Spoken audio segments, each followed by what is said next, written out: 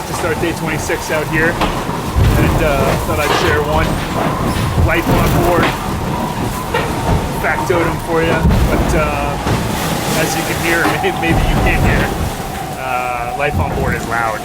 And just looking at my decibel app on the phone out of curiosity, and pretty steady average 80 decibels, which maybe once or twice isn't so bad, but when you think about 25 days of constant 80 decibels, it's a lot.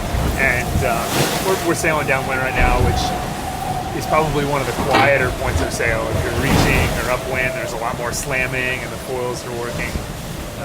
So this is actually pretty manageable, but the duration of this one is particularly bad. I think we're all looking forward to getting to Brazil for a host of reasons, but I know peace and quiet is probably pretty near the top of the list. Not a lot we can do on board to mitigate it. It impacts your sleeping, it impacts your ability to communicate. We end up yelling a lot, and variety of different tools you can try to use when you get some sleep. There's noise canceling headphones. Juju's got some earbuds, like foamies that you can put in, but the reality is you just get used to being in a loud environment and it becomes part of your daily life. Probably not so good for your ears in the long term, but it's part of what we do now.